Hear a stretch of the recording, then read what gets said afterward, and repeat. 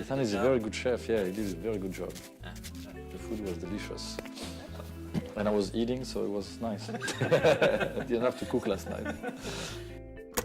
You know, nowadays with celebrity chefdom, we think about chefs being the sole, you know, organizers and producers of these meals, but really this is an incredible teamwork, and you learn about the saucier and Yes. the fish butcher and the porter and all these folks who have incredible jobs to do.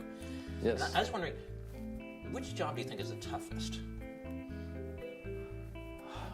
It depends. I mean, to be the butcher is not easy because the guy sees, I don't know, many 100 pounds of fish every day and has to decide if the quality is good for us, or we keep it or send it back, and then he has to fillet the fish, portion the fish, make sure it's no bones, no scales, and you know, he has his hands in ice cold temperatures all day long, so it's not an easy job.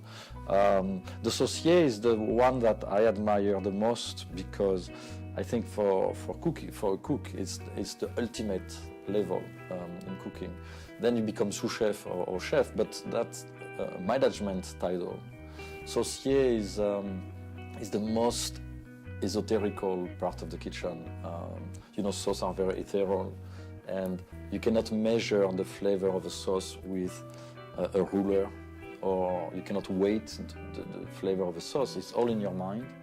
And sauces are incredibly unstable and change all the time. And I'm sure you can relate to that. If I said to you, when you make coffee at home or tea, if you leave the coffee for 5 hours in a pot, you have a very different product at the end. So with sauce, it's even more because you deal with spices and herbs and garlic, and so someone has to be really on top of it and be connected with it. So that's my favorite position in the kitchen. And your saucier is truly an unorthodox guy doing that job. He is not essentially classically trained. No, he's a gentleman from Barbados who's with us for a long time, for 22 years. And he's basically the boss in the kitchen. We let him do whatever he wants because his sauces are just incredible. And he has only one speed, very slow, but he's always ready on time. And you know, we don't give him a hard time. And he's mentoring a lot of the younger generation behind him and training them and sharing his knowledge as well. And I, of course, work very closely with him to decide of the profile of flavor profile of the sauce or the broth that we want to make to elevate the fish. There's a list of all the sort of front of house problems that can be spotted in a second, in terms of like the linens and the staff, and are they talking or? Yeah, you're talking about the 129 cardinal sins. Yes, 129 cardinal sins that you could spot, or Mickey could spot in a second walking in, right? Well, yeah. I mean, most of the captains and the old timers, we have pretty good eye at spotting things. But that list started with 50 cardinal sins, and it's evolving all the time. Today, actually, as of last week, we were at 136. So we always find situations that we didn't think about, or suddenly we say, oh, we're going to document, and we give that list to everyone in a dining room. But for instance, when someone walks into the restaurant, not acknowledging that person with eye contact and a smile within 30 seconds is a cardinal sin. People come to the restaurant who want to be acknowledged. I don't want to go to a place and be ignored and have the hostess discussing something in the back and the manager somewhere else, and I think it's important.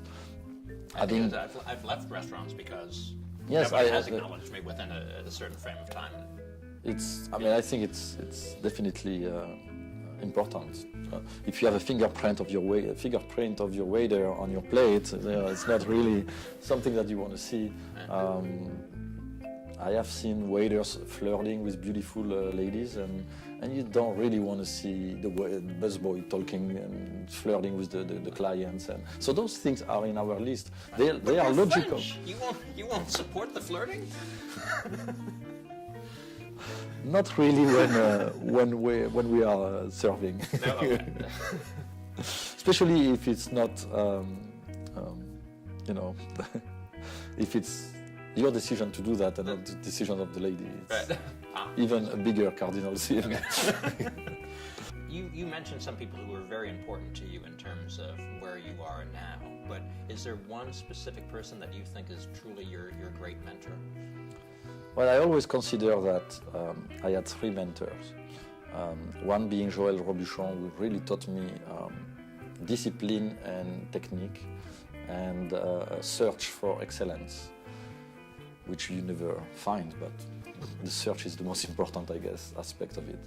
And Jean-Louis Paladin was a chef that was in Washington, D.C., one of the pioneers in America to bring growers and producers and farmers and chefs together, who taught me how to free my mind and be creative.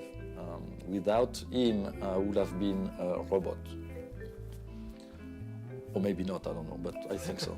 And then Gilbert Lecoz at Le Bernardin, who was the previous chef, who taught me how to manage a team, how to be financially sustainable, how to create an organization, motivate staff, and so on. So those three people have been very important in my career because they really took care of the three aspects that I believe are very important to be a successful chef. And Gilbert also told you or taught you to only look at a review once, is that? Yeah, well, it was not necessarily a review. He said, you know, if you get a good article, and he was mostly talking about a picture. He said, you never look at your picture twice. If not, you fucked. And I understand what he meant, because it's tempting. Like if you have a good review or if you look good in a picture, you can become very narcissistic about it, and it's tempting to be like, okay, what did she say? Oh, I'm a genius. Wow, I'm a genius. And then you want to read it again and again. So it stayed in my mind. And I really tried not to look at it more than once. Sometimes I go twice. So does, after all this time, you've been so focused on seafood or something, do you ever think I just want to open a burger joint? Actually, we have a restaurant in Washington, D.C., and we have a kick-ass burger there. Yeah. Is that West End? It's called West End, yeah. It's a very good burger. It is? Yes, very good. Because I know you had that search for the perfect burger. And is that the perfect burger there? In many ways, yes. You know what I did? I went to McDonald's and Burger King and all those places, and I analyze what makes those places successful. What is it that we like, or except the price? And you know, it's the size of the burger is perfect. You put it like that in your two hands, and nothing is falling. You can bite into it. The slice of tomatoes, the slice of onions are well thought. The way they shred the salad, the way they cut the pickles. You know, sometimes I go eat burgers and I see a huge pickle in my plate. I never know what to do with that pickle. I have no idea. I mean, seriously, I'm not being condescending. Right. I'm just like, I'm looking at the pickle and I'm like, am I supposed to slide or bite, or I don't know. So anyway, we thought like that, and of course we're using an amazing quality of meat, and I think the burger is good. I love that the Outstanding Chef, James Beard's Outstanding Chef of 2003, has just said complimentary things about McDonald's and Burger King. Well, everything has a positive and a negative. I rather to focus on the positive, and on top of it, I won't have a lawsuit.